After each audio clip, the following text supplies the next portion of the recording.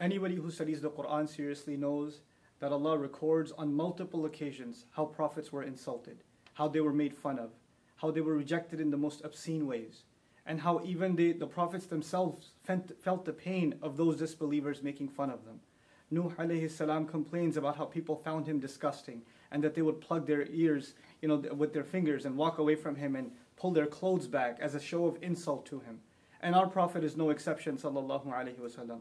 This Quran that honors our Prophet also at the same time records the most hurtful words that were said to him, that the Prophet himself would have to recite and remind himself of the words that were said about him. Sahir, magician, majnoon, insane, kadhab, a perpetual liar. So many accusations are made against our Prophet sallallahu alaihi wasallam, and they're all recorded in the Quran. Allah wants us to remember that this is a fact, that all prophets, though they are the most noble of Allah's creation, and that Allah Himself has honored them, at the same time are people that will face the worst kinds of insults and the worst kinds of ridicule. But what is supposed to be the reaction?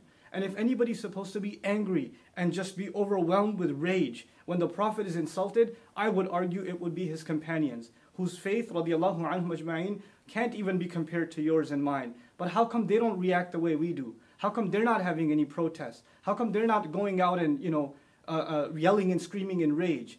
Because they understand that the Quran didn't just come to give them a love for their Prophet, but also to guide that love, and to also teach them how to respond to these kinds of insults. How is it that we don't know that the Prophet himself is told, sallallahu alaihi wasallam, "Wasbir ala ma yaqulun." Be patient over whatever they say. I'm fascinated by this ayah because the word ma means whatever. Whatever they say. Not whatever they've said, whatever they might even come up with. And the mudari' form in the Arabic suggests what they may have said in the past, but the present and even the future till this day. The Prophet's policy is to be patient himself, sallallahu alaihi wasallam. Where in the Quran does it justify our anger like this? And actually, is our anger even justified? If anything, I argue, the one thing we should feel towards those who hate us and make hateful speech towards Muslims is sorrow. We should feel sorry for these people. They can't hurt the Prophet. They can't take away his honor. It was given from the sky. It was given from Allah. Nothing on earth can take it away. No article, no cartoon, no film, no speaker, no hate speech, no form of art. It's not going to take away the dignity of our Prophet sallallahu alaihi wasallam. And these films and these kinds of attempts are futile, wasteful attempts to try to undermine the message of Islam and to misrepresent Islam. But think about it. Us reacting in this emotional manner and engaging in senseless violence, is this not also misrepresenting Islam? Aren't we doing exactly what people want, the enemies of Islam want for Islam to be misrepresented? If anything makes me angry, it's the anger at our own selves that we don't understand the policy of the Quran and how to respond to insults. Idfa' billati hiya ahsan. Respond with that which is best.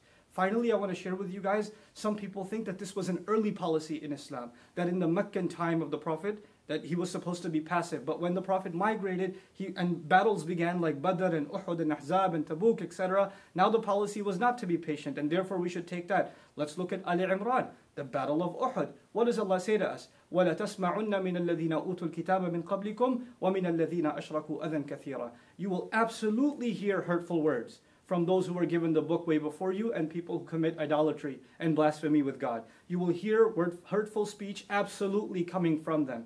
These kinds of things are a manifestation, a proof that Allah prepared us mentally for that. But what was supposed to be our reaction, God Himself tells us, Allah Himself tells us.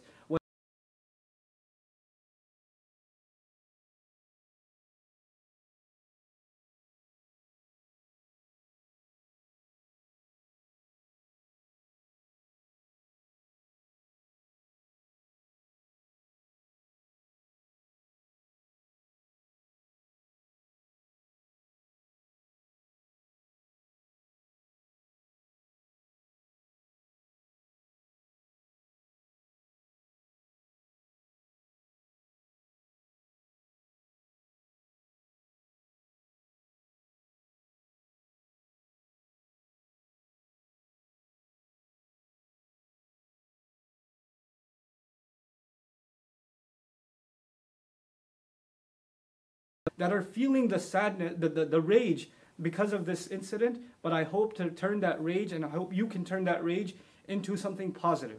Barakallahu li wa lakum. Assalamu alaikum wa rahmatullahi wa barakatuh.